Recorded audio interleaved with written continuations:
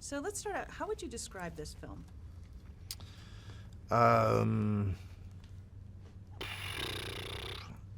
I mean, it's a Shane Black film. The, he's the genre unto himself. And how was it? What attracted you to this project? Was it Shane? Was it the script? What was it?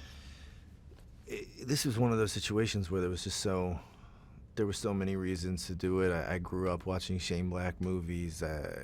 Monster Squad was maybe one of the first films I ever started quoting. Joel Silver movies, Russell Crowe. It's just, there's a giant smoking talking bee. There's mermaids. I mean, I don't know what else you could want. It was a no-brainer for me. And tell us a little bit about who you play and a little bit about him.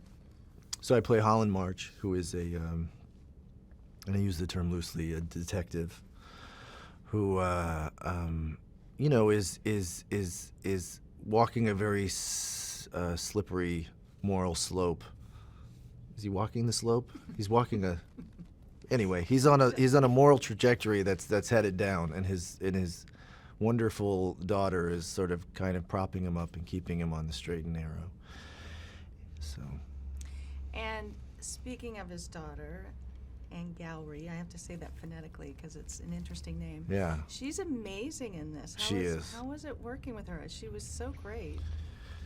She's incredible. She came on set and she just had so many strong ideas about what her character would and wouldn't do, and it's like she's been doing it forever. I mean, we were all really so impressed, and I was so relieved because I didn't know how a lot of that was going to work. In my own, I didn't know how I was going to play a lot of those scenes, and then it's one of those great situations where an actor comes in and just gives you the answers to all your questions. It was great. And you and Russell, you have this great timing and chemistry on screen. Did you know that was going to be that way from the beginning? Because it just seems so natural and it comes off so well.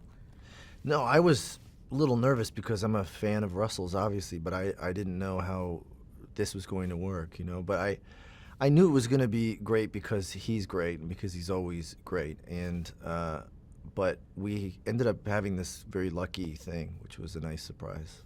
Yes, and it's interesting because you both are known to be very good dramatic actors, but you guys are really funny. Do you have a preference between drama and comedy? Do you like them evenly? Because you do them both very well.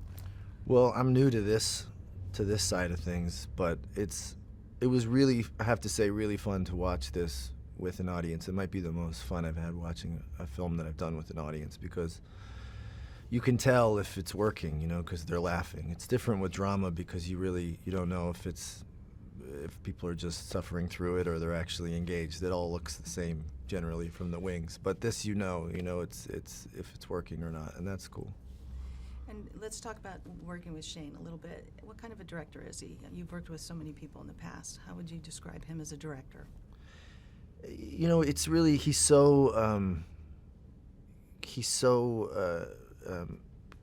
like he has like an Aikido style of directing. He's able to take obstacles and turn them into opportunities, and he can subvert a cliche better than anyone, and he also can play with those. So it's like when you watch a movie and you think, oh, that always happens, or that's a trope, or whatever it is. As an audience member, there's some part of his brain that's watching the scene constantly from that perspective, and he's always wanting to call it for what it is, and it keeps it exciting because you never know kind of where the scenes are going to go.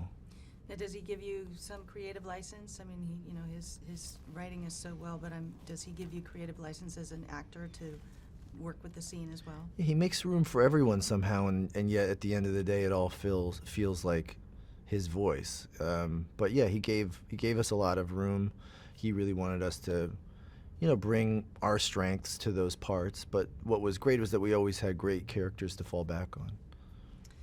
And there's a lot of action in this film, a Mm-hmm. lot of physicality. Did you do a lot of that on your own? I did, yeah. Did you prepare for it in any way, or because it's very well? There's a lot of choreography involved. I'm sure. There to make it was, look yeah. That way. So, Was that challenging? It was fun. It It's- really was. I grew up watching physical comedy, and I've always been a fan and wanted to take a crack at it. So for me, it was like it was fun. It hurt, but it was fun. Great. And from what I understand, I think originally this took place in contemporary times, but then it now is set in the 70s. How do you feel that the 70s sort of helped the narrative of this film? Well, it added an atmosphere and a kind of attitude to the movie for sure, and it also takes place at a certain point in I guess American history that is not funny at all, and it's kind of surprising when you watch the movie and you realize like how it's kind of like Mr. Toad's Wild Ride, but yet at the heart of it, it's set at this really important time in American history. So, where things could have gone one way or the other, and you're right at the precipice of that choice, and you're following this story for some reason. So it adds a weight to it that's really unique. And lastly, what do you think people will like about this film, or what do you hope that they like about this film? It's just so much fun, this film. It was so much fun to make. It's so much fun to watch it with an audience and see them have as much fun. It really feels like those movies that I grew up on and loved and made me want to make movies like all those Lethal Weapons, and it has all of that, and yet Shane still found a way to make it feel really fresh and new.